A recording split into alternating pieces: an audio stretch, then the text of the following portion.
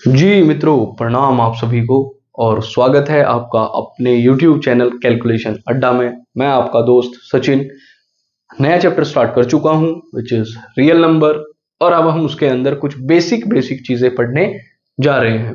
Start करेंगे बहुत basic से बेसिक क्वेश्चन ट्राई करेंगे। हमने कल बेसिक से बेसिक टर्मिनोलॉजी पढ़ी अपना बेसिक सुधारने के लिए, और जहां हमारा बेसिक सुधार में आया उसके बाद ये क्वेश्चन आपको लगेंगे just like a halwa. Fine, तो ये क्वेश्चन बहुत इजी होने वाले हैं। चैप्टर इज वेरी इजी, आपको इसकी थ्योरी पर नहीं जाना है। थ्योरी आपको इसकी कहीं ना कहीं गुमराह करेगी जैसे हमें किया था। फाइन, तो मैं आपको प्योरेस्ट फॉर्म में इस चैप्टर को समझाने वाला हूं, इसके कुछ क्वेश्चन करने वाले हैं। अगर आप ध्यान से मेरी लास्ट वीडियोस का पैटर्न ऑब्जर्व करेंगे तो आपको मैक्सिमम क्वेश्चंस वो मिलेंगे जो प्रीवियस ईयर में बोर्ड में आए हुए हैं या फिर उस पैटर्न के सिमिलर क्वेश्चंस। अभी एक स्टूडेंट ने मेरी वीडियो एनालाइज करी थी और उन्होंने मुझे बताया दैट वो प्रीवियस ईयर के क्वेश्चन पेपर लेके आए थे, तो हमने देखा कि हमारी मैक्सिमम वर्ड प्रॉब्लम्स जो थी, हमने जिस टाइप के क्वेश्चन करे वो प्रीवियस ईयर में पूछी जा चुकी है। फाइन, तो आप उन वर्ड प्रॉब्लम्स को ध्यान से देखें। मेरा टारगेट वीडियोस की व्यूज नहीं है, मेरा टारगेट है कि अगर 100 बच्चे भी मेरी वीडियो देख रहे हैं तो वो उस टाइप के लगभग 1000 क्वेश्चन प्रैक्टिस करने की कोशिश करें। फाइन, यानी अगर आप अपनी एक मूव को 1000 टाइम प्रैक्टिस करोगे तो आपकी वो मूव परफेक्ट होने वाली है। फाइन, तो आपको दौड़ना है परफेक्शन की तरफ। फाइन, और वो छोटे छोटे मोटिवेशनल शॉट्स आपको डेली बेसिस पर हम मिलते रहेंगे। फाइन, बीच का गैप बहुत ही अनुमानित नहीं था कि इतना गैप मुझे बीच में 8-10 दिन का आ जाएगा वीडियोस में, पर कुछ कंडीशंस ऐसी थी। और स्टार्ट करते हैं, बस बेसिक टर्मिनोलॉजी से स्टार्ट करते हैं। कल हमने पढ़ा रियल नंबर क्या है, रेशनल नंबर क्या है, रेशनल नंबर क्या है, कैसे डिफाइन कर सकते हैं, प्रॉपर पैटर्न क्या हो सकता है। हमने हर चीज को ऑब्जर्व करा। फाइन, अब बात आती है कि चैप्टर का अगला पढ़ाओ, दैट इज शुरुआती पढ़ाओ, एचसीएफ, एलसीएम। और किसी चीज पे ध्यान नहीं देना, हमने हर टाइप का रियल नंबर, नेचुरल नंबर, ये सब चीजें हमने देख ली क्या चीज है। फाइन, अब बात आती है कि एचसीएफ क्या होता है और एलसीएम क्या होता है। एचसीएफ की बाद में बात करते हैं, एलसीएम से तो हम फैमिलियर हैं, वो तो हमारी फैमिली का मेंबर रहा है मैथमेटिक्स में एक तरीके से। फाइन, अगर आंसर भी गलत आया डिवाइड वगैरह वाले क्वेश्चन में फ्रैक्शन के, तो किसकी वजह से आया? एलसीएम की वजह से आया। अच्छा, एलसीएम की जो फुल फॉर्म होती है वो कहती है that I am lowest common multiple. और लोएस्ट कॉमन मल्टीपल क्या है? आपको दो नंबर दिए गए, फॉर एग्जाम्पल अभी के लिए उन दोनों नंबर का एक ऐसा कॉमन मल्टीपल ढूंढना है आपको जिस वैल्यू को वो दोनों नंबर काटते हो। फाइन, जिस वैल्यू को वो दोनों नंबर कंप्लीटली काटते हो, यानी वो कोई फ्रैक्शन ना दे मुझे, वो किसी भी टाइप का फ्रैक्शन मुझे ना दे, वो एक कंप्लीट वैल्यू दे, कंप्लीट इंटीजर दे। फाइन, तो कंप्लीट इंटीजर वैल्यू लेने के लिए मुझे एक ऐसा मल्टीपल चाहिए जो उन दोनों चारों या 1000 नंबर भी दे रखे उन हजारों नंबर से कट जाता हो इजीली। अच्छा जी, अब सबसे पहला क्वेश्चन आता है कि सर कैसे। तो एक सबसे यूनिक एग्जांपल लेते हैं विच इज 2 and 4। सबसे बेसिक, सबसे इजी 2 and 4। अगर हम कभी इसका बचपन से एलसीएम करते आए हैं तो वो गलती से नहीं समझदारी से भी 4 ही आता है। फाइन, अब उस 4 एलसीएम का मेरे पास करूं क्या गया, मतलब सर ये पता कैसे लगा कि ये 4 आया कैसे? भाई बहुत छोटी सी बात है, ये मेरा 2 है, ये मेरा 4 है, इन दोनों का मेरे पास जो एलसीएम आया वो आया 4। बात सर कटने की हुई थी तो 2 भी तो कट सकता है बेटे, वो कॉमन मल्टीपल देखना है जो दोनों से कंप्लीटली कटता हो। अगर मैं 2 की बात करूं, 2 4 से कंप्लीटली नहीं कटेगा, ये आपको एक फ्रैक्शन दे देगा। फाइन, और मैंने स्टार्टिंग में ही क्या कहा था, मेरी डेफिनेशन थोड़ी आपको अजीब मिलेंगी पर समझ आएंगी। मैंने कहा है कि ऐसा नंबर जो भाई साहब किसी भी तरीके से आपको फ्रैक्शन ना दे, कंप्लीटली वैल्यू को काटे और चुपचाप वहां से निकल जाए। फाइन, इसमें 2 मेरा वो काम नहीं कर पाएगा पर 4 कर देगा। रीजन क्या है आप ध्यान से देखिएगा, ये जो 4 है ये 2 से भी कंप्लीटली कटता है और 4 से भी कंप्लीटली कटता है और आपको किसी भी टाइप का कोई फ्रैक्शन नहीं देता। फाइन, तो आपको फ्रैक्शन लेने से बचना है तो कोई ऐसा कॉमन मल्टीपल ढूंढना होगा जो दोनों से कट जाए, but the condition is that it should be lowest, यानी वो सबसे छोटा हो।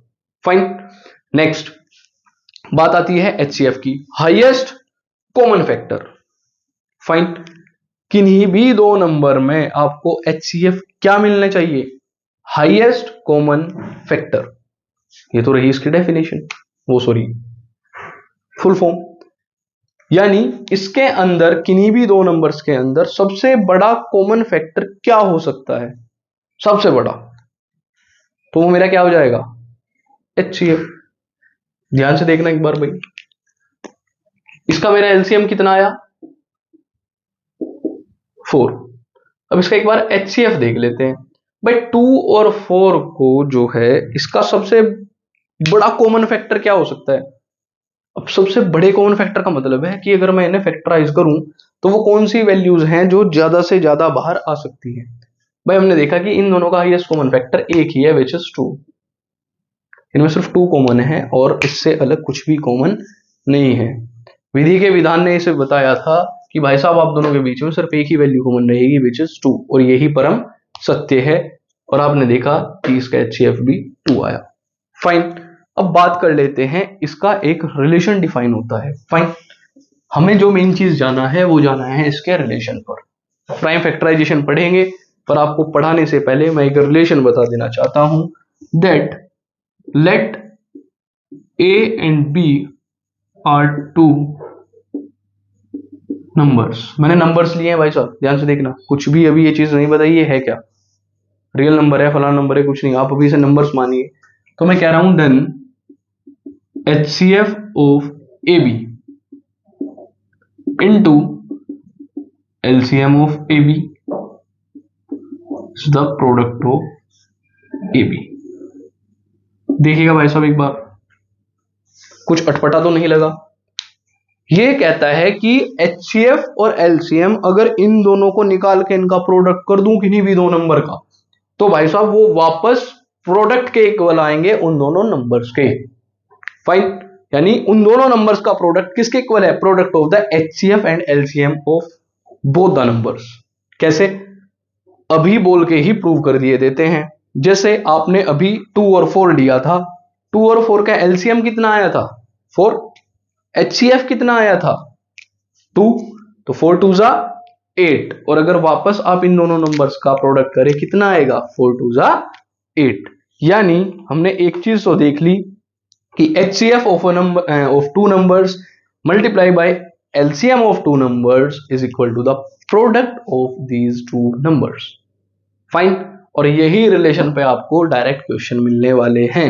आपको क्या दे दिया जाएगा? आपको दो नंबर दे दिए जाएंगे, उसका LCM दे दिया जाएगा और डायरेक्टली आपको पूछ लेगा जस्ट HCF बताइए। तो आपको कहीं दूर नहीं दौड़ना है, आपको सिर्फ इसमें वैल्यू पुट करनी है और आपका आंसर विद इन 2 लाइन्स आपके हाथ में होगा। फाइन। नेक्स्ट, अब बेसिक बातें कर लेते हैं भाई कि सर प्राइम फैक्टराइजेशन क्या होता है। प्राइम फैक्टराइजेशन मींस कि आपको किन्हीं भी दो नंबर्स के फैक्टर्स बताने हैं, but the factors should be prime numbers. वो प्राइम नंबर्स ही होने चाहिए। जैसे मैं एक RD का डायरेक्ट अब क्वेश्चन लेने वाला हूं, एक्सरसाइज का एक अच्छा सा क्वेश्चन लेते हैं, 510 एंड 92। 510 एंड 92। तो मैं एक क्वेश्चन लेना स्टार्ट करता हूं। ये है मेरा 510 एंड दिस इज 92। इन भाई साहब का कहना है कि आप इन दोनों के मुझे HCF एंड LCM बता दीजिए प्राइम फैक्टराइजेशन मेथड से। चलिएगा स्टार्ट करते हैं। प्राइम फैक्टराइजेशन का पहला तरीका क्या है? आप इन्हें कुछ इस तरीके से लिखना स्टार्ट करें जिसमें आप गलती नहीं करेंगे। फाइन। आपको शायद दिख रहा है अच्छे से, बिल्कुल स्क्रीन पर अच्छे से विजिबल है। 510 हमें सबसे छोटे नंबर से स्टार्ट करना है कि वो किससे कट सकता है। भाई अगर लास्ट में 0 है तो 2 तो इसे उड़ा ही देगा, उसमें कोई चिंता नहीं है कि 2 से कितने टाइम्स कटने वाले हैं। 2 2 जा 4 टाइम्स आया 11, 2 5 जा 10 एंड अगेन 2 5 जा 10। फाइन। अब बाद में 5 है तो शुरुआत में भी 5 से ही कटेगा। 5 5 जा एंड अगेन 5 1 जा। अब ये तो समस्या हो गई, ये भाई साहब किससे कट सकते हैं? 3 से कोशिश करें तो 3 से हमें स्टार्टिंग में ही देखना चाहिए था, तो ये फिर भी 3 1 जा 3, ओ 3 7 21 एंड 17 1 जा 17, जो कि 17 इज ऑल्सो है प्राइम नंबर। इसके कोई फर्दर फैक्टर नहीं हो सकते। चलिएगा नेक्स्ट इज 92। लो जी भाई साहब 92 किससे कट जाएंगे? 2 से। 2 4 जा 8 एंड 6 जा 12। अगेन देख लेते हैं, इट विल बिकम 2 2 जा 4, 2 3 जा 6। अगेन ये किससे कट जाएगा? किसी से नहीं। उसका रीजन क्या है? That 23 is also a prime number, क्योंकि 23 के कोई फर्दर फैक्टर नहीं होते। ध्यान से देखना, हम इसे लिखेंगे कैसे। This is 510 which is equals to 2 into 3 into 5 into 17 and this 92 के फैक्टर मेरे क्या लिख सकता हूं मैं? 2 इंटू 2 इंटू 23, 2 इंटू 20 23। अब ध्यान से समझना भाई साहब, हमने एलसीएम और एचसीएफ के बारे में क्या समझा था। सबसे पहले देख लेते हैं व्हाट विल बी एचसीएफ। क्या था भाई एचसीएफ? एचसीएफ का मतलब है दोनों के अंदर कॉमन फैक्टर। कॉमन फैक्टर क्या क्या आ रहे हैं? 2। फाइन, इन दोनों के अंदर सबसे बड़ा जो कॉमन फैक्टर है वो सिर्फ 2 आ रहा है और इससे अलग कुछ नहीं, तो मेरा एचसीएफ हो गया 2। फाइन, बात करते हैं एलसीएम की। एलसीएम क्या कहता है कि भाई सबसे पहले तो दोनों में आप कॉमन देख लो। ध्यान से देखना, आप इसमें सिर्फ कॉमन वैल्यू आएंगी, एचसीएफ में सिर्फ कॉमन वैल्यू आएंगी। एलसीएम क्या कहता है कि आप सिर्फ कॉमन वैल्यू देख लो, सिर्फ, और उसके बाद बाकी सारे नंबर एज इट इज लिख दो। दैट इज, ये मेरा हो जाएगा 2 मेरा कॉमन था तो मैंने एक बार लिख लिया। उसके बाद यहां से स्टार्ट करो, 3 5 17 2 23। आप ध्यान से देख सकते हैं कि इसका एलसीएम कितना आया? 2 इंटू 3। अच्छा, जो मेरा कॉमन है, हमें कॉमन सिर्फ कितने बार लेना है? कॉमन हमें सिर्फ एक बार लेना है। फाइन, अच्छा जी। उसके बाद कॉमन मैंने एक बार लिया, 3 5 17, बाकी मैंने सब एज इट इज लिख दिया। ये मेरा कितना हो जाएगा? 2 2 जा 4, 12 12 5 60। This will become 60 into 17 into 23। Fine, एक बार इनकी मैं साइड में मल्टीप्लाई कर देता हूं और मुझे इसका एलसीएम पता लग जाएगा। It will become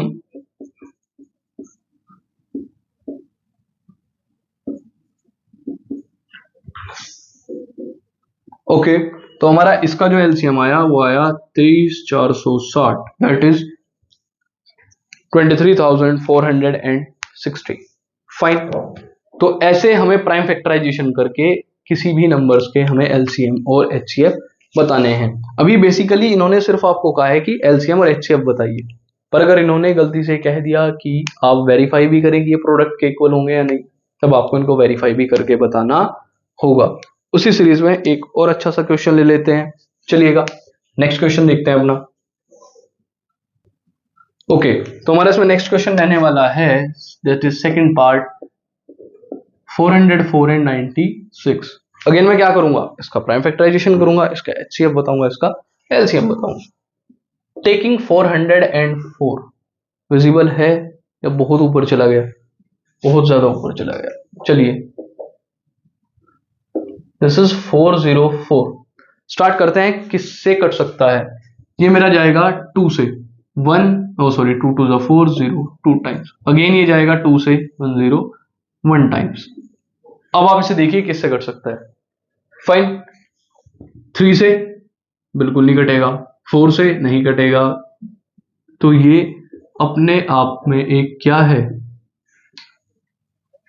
prime number है 101, क्योंकि हमने 101 के कोई फर्दर फैक्टर नहीं कर सकते। फाइन, तो आपने ध्यान से देखा कि इसके कोई फर्दर फैक्टर नहीं हो रहे हैं, तो ये क्या हो गया मेरा? यही समाप्त हो गया। And next one is 96। 96 को देख लेते हैं। 96 मेरा स्टार्ट किससे होगा? 2 से कटना। 2 से 4 times, this is 8 times. Again मेरा 2 से 2 टाइम्स 4 टाइम्स, 2 से 1 टाइम 2 टाइम, अगेन 2 से कितनी बार? 6 टाइम्स, 2 से 3 टाइम्स एंड 3 से 1 टाइम्स। फाइन, देख लेते हैं एक बार हमें लिखना कैसे। This 404 will be 2 into 2 into 101 and next one is 96 which is 2 into 2 into 2 into 2 into 2 into 3। 2 4 दूनी 8 दूनी 16 दूनी 32 दूनी 64 और 3 गुना 96। ठीक है, फाइन, तो ये रहा मेरा इसका प्राइम फैक्टराइजेशन। जैसे यहां से आपको एक बार फिर से बता देता हूं, 2 से 4 टाइम्स गया और 16 8 टाइम्स, ये 2 से 24 बार, ये 12 बार, 12 6 बार, 3 से 3 1 बार। फाइन, तो ये रहा मेरा 96 का प्राइम फैक्टराइजेशन। फाइन, अब देख लेते हैं इसका स्टार्टिंग में HCF। हाईएस्ट कॉमन फैक्टर क्या है इसके बीच में? दिस इज 2 अगेन 2, यानी 2 बार 2, यानी मेरा हाईएस्ट कॉमन फैक्टर इसका कितना आ सकता है? ज्यादा से ज्यादा 4। कितना? 4। चलिएगा, ये मेरा 4 आया। अब एलसीएम देख लेता हूं एक बार। एलसीएम क्या कह रहा है भाई? कॉमन वाले तो लिखने ही लिखने हैं और जो बचा है उसे एज इट इज लिख दो। देखना भाई ध्यान से क्या बन रहा है। 2 दूनी 4 दूनी 8 दूनी 16 दूनी 32 और ये 3 गुना आया 96, दैट इज 96 इंटू 101। करना स्टार्ट करते हैं। 96 से 1 गया तो 6 बचा, 96 से 0 जाएगा तो कुछ नहीं बचेगा, मेरा 9 वापस आ जाएगा और 96 बन जा 96। तो मेरा 9696 इसका क्या आया? एलसीएम आया। फाइन, तो मेरे इन दो नंबर्स का अगर मैं प्राइम फैक्टराइजेशन करूं तो मेरा एचसीएफ कितना आएगा? 4, यानी कॉमन मेरे पास सिर्फ 4 आया और इसका एलसीएम कितना आ जाएगा? This is 9696। फाइन, आप इसे एक बार इसका स्क्रीनशॉट ले लीजिए। ओके, सो फ्रेंड्स, आज हमने बस 2 क्वेश्चन ट्राई करे, इसके बेसिक मेथोडोलॉजी हमने समझ ली, कुछ अच्छे से अच्छे क्वेश्चन, हार्ड लेवल के क्वेश्चन प्रैक्टिस करेंगे इसके साथ। आज के लिए इतना ही। Thank you so much, bye bye.